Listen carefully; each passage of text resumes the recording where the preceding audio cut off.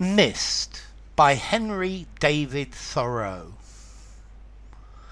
Low anchored cloud, Newfoundland air, fountain head and source of rivers, dew cloth, dream drapery, and napkin spread by fays, drifting meadow of the air, where bloom the dasied banks and violets, in whose fenny labyrinth the bittern booms and heron wades.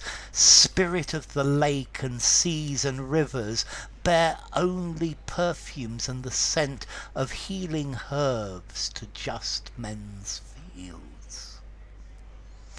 Okay, this is a lovely poem describing the mist, the beauty of the mist. So this is by David Henry Thoreau. He was an American from Concord, Massachusetts. He was a 19th century philosopher. He was a transcendentalist. He went to Harvard University.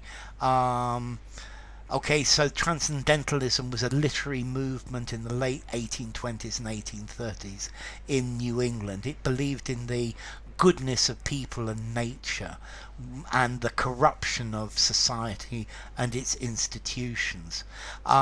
He was into ethics, poetry, religion, politics, philosophy, history, biology. He was an abolitionist. He was into civil disobedience. We don't have to obey laws that are unjust. He was a conscientious objector. He was an environmentalist. Lots of things. So mist. What's this poem about? Well, it's about mist. It's describing the mist. It's describing the wonders of the mist and of nature as well, I think, at the same time. Low anchored cloud. So a ship anchors. So this is cloud that is anchored on the ground. Newfoundland air. So Newfoundland, I think, is northwest Canada and is air from the northwest. Fountainhead and source of rivers. So fountainhead is where water comes out of the ground. It's a spring, a water spring. So this mist in the air, this will be rain, which will then feed the fountains and be the source of rivers. Dew cloth, dream drapery. So a cloth of dew, of water covering things. Dream drapery. Drapery are cloths. So this is this fog or this mist is like a fog of dreams covering everything. A napkin spread by fays. So a napkin is what you use when you eat, and it's like this napkin has been spread by fays, by fairies. So this is like a napkin spread over the world by fairies, and it's a drapery of dreams. It's a cloth of dew. Drifting meadow of the air. So this is like a field in the air, and it's moving through, where bloom the dasied banks and violets. So the flowers, the daisies and the violets love this drifting mist. They feel good in it. And in whose fenny labyrinth the bittern booms and heron wades.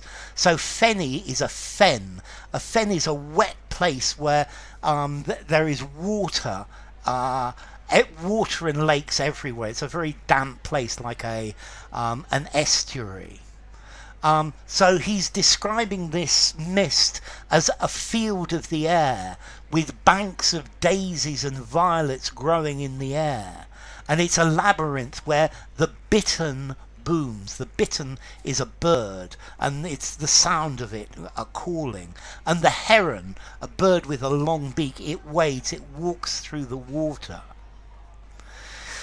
Spirit of the lake and seas and rivers. So the mist is the spirit of the lake, it's the spirit of the sea, it's spirit of the river. Bears only perfumes and the scent of healing herbs to just men's fields. So this mist, it brings the smell and the scent of healing herbs, of good things, to the fields, but only to the fields of the just, the fields of the people who deserve it. So the mist loves the just and the good. Wow, it's a lovely image. All of this is imagery, the imagery of the mist and what it is and what's within it. So enough. If you enjoyed the video, give it a rating, subscribe to my channel, and I will see you soon. Bye for now. Mist by Henry David Thoreau.